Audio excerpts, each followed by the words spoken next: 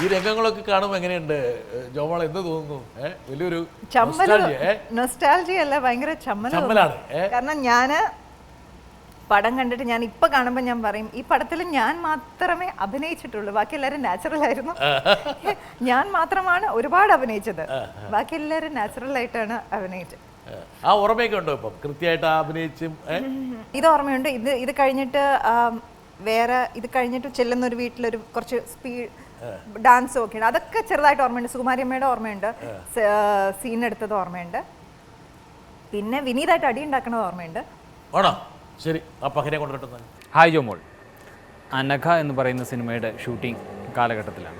വടക്കൻ വീരാഗത ഇൻ്റർവ്യൂ കഴിഞ്ഞു. വടക്കൻ വീരാഗത സിനിമ ഷൂട്ടിംഗ് തുടങ്ങുന്നതിന് മുമ്പായിട്ട് തന്നെ ബാബു, PRS ബാബു എന്ന പേരിൽ അദ്ദേഹം സംവിധാനം ചെയ്ത അനഘ എന്ന് പറയുന്ന സിനിമയിലാണ്. അപ്പോൾ ആ സെറ്റിൽ പല ദിവസങ്ങളിലും എനിക്ക് ജോമോളോട് ഒരു കുറുമ്പും അസൂയൊക്കെ വരുമായിരുന്നു. കാരണം ജോമോൾ ഒരു സീൻ കഴിഞ്ഞ് കഴിഞ്ഞാൽ അപ്പോൾ സംവിധായകൻ്റെ അടുത്ത് പറയും, എനിക്ക് ചോക്ലേറ്റ് വേണം, അടുത്ത സീൻ ചെയ്യണമെങ്കിൽ ചോക്ലേറ്റ് വേണം എന്ന് പറയും.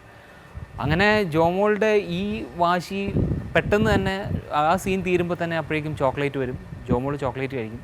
അപ്പോൾ സിമ്പതിയുടെ പുറത്ത് ചിലപ്പോൾ ഒരു കഷ്ണമൊക്കെ എനിക്ക് തന്നാലായി. അപ്പോൾ അങ്ങനെ ഒരു കാലഘട്ടം. അത് കഴിഞ്ഞിട്ടാണ് വീണ്ടും വടക്കൻ വീരാഗത എന്ന് പറയുന്ന സിനിമയുടെ സെറ്റിലെത്തുന്നത്.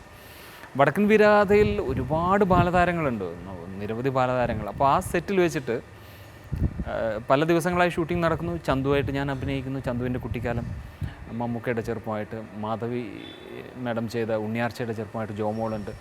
അങ്ങനെ ഞങ്ങളുടെ കാസ്റ്റിംഗ് കഴിഞ്ഞ് പല ദിവസങ്ങൾ ഷൂട്ടിംഗ് നടക്കുമ്പോൾ നാളെ എന്താണ് എടുക്കാൻ പോകുന്നതെന്ന് നമുക്ക് തലേന്ന് അറിയില്ല. അങ്ങനെ ഒരു ദിവസമാണ് നാളെ നമ്മുടെ കല്യാണമാണ് എന്നുള്ള കാര്യം ഞാൻ അറിയുന്നത്. അത് യഥാർത്ഥത്തിൽ അങ്ങനെ ഒരു സംഭവം അത് തമാശയ്ക്ക് പറയുന്നതാണ് സെറ്റിൽ എന്നൊക്കെയാണ് വിചാരിച്ചത്. പിന്നെയാണ് ഷൂട്ടിംഗ് ഡേ വന്നപ്പോഴാണ് ഈ പറയുന്ന രീതിയിൽ ഞാൻ താലി കെട്ടേണ്ട ഒരു സീൻ വരുന്നുണ്ട്. അപ്പോൾ അന്ന് ഞാനും ഒരു സ്കൂൾ കാലഘട്ടത്തിലാണ്. അപ്പോൾ എന്നെ സംബന്ധിച്ചിടത്തോളം അതെന്നെ പേടിപ്പിച്ചൊരു ദിവസമായിരുന്നു. കാരണം താലി കെട്ടിയാൽ ഭാര്യയാവും എന്ന് വിശ്വസിക്കുന്ന ഒരു കാലഘട്ടമാണ്. അപ്പോൾ ഞാൻ താലി കെട്ടി, ഇനി ഈ ജോമോളാണോ എൻ്റെ ഭാര്യയായിട്ട് ആയുഷ്കാലം മുഴുവൻ വേണ്ടതെന്നുള്ളൊരു പേടി അന്നുണ്ടായിരുന്നു. അതുകൊണ്ട് തന്നെ താലി കെട്ടുന്ന സീനായപ്പോൾ ഞാൻ കെട്ടില്ല, പകരം ഇങ്ങനെ വെക്കുകയുള്ളൂ എന്നുള്ള ഒരു പ്ലാനിലൊക്കെ ആയിരുന്നു ഷൂട്ടിങ്ങിൻ്റെ ലൊക്കേഷനിലൊക്കെ ചെന്നത്. പക്ഷേ ആ സീൻ കഴിഞ്ഞു. സുകുമാരി അമ്മ ഉണ്ടായിരുന്നു അന്ന് നമ്മുടെ കൂടെ. അപ്പോൾ അങ്ങനെയുള്ള ഒരു ഘട്ടം. ആക്ച്വലി ഇങ്ങനെ ഒരു പ്രോഗ്രാമിലൂടെ ഇത്രയും കാര്യങ്ങൾ ജോമോളോട് ഷെയർ ചെയ്യാൻ പറ്റിയതിൽ വളരെയധികം സന്തോഷം. പ്രേക്ഷകരോട് ഷെയർ ചെയ്യാൻ പറ്റിയതിൽ വളരെയധികം സന്തോഷം. ജോമോളുടെ അടുത്ത് ഒരു കാര്യം ഞാൻ ചോദിക്കാം. ഈ കാലഘട്ടങ്ങളിൽ, ഇങ്ങനെ പല കാലഘട്ടങ്ങളിലൂടെ ഞാൻ ജോമോളെ കണ്ടതുകൊണ്ട് തന്നെ, ഏത് കാലഘട്ടമാണ് ജോമോളുടെ ലൈഫിലുള്ള ഏറ്റവും സുന്ദരമായ കാലഘട്ടം?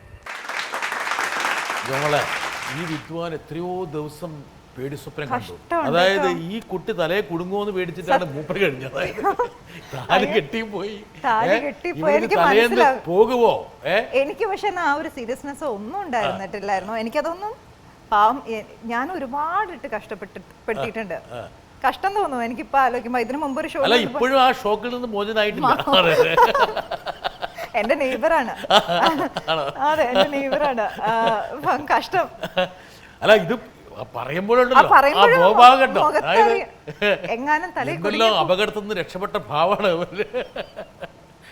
ഒരു സുനാമി വരാൻ പോയിട്ട് രക്ഷപ്പെട്ട് ഓടിയൊരു ഇതാണ് മറ്റേ വിനീത് പറഞ്ഞത്. കണ്ടോ? അതെ, വെച്ച് ഉടനെ കൈ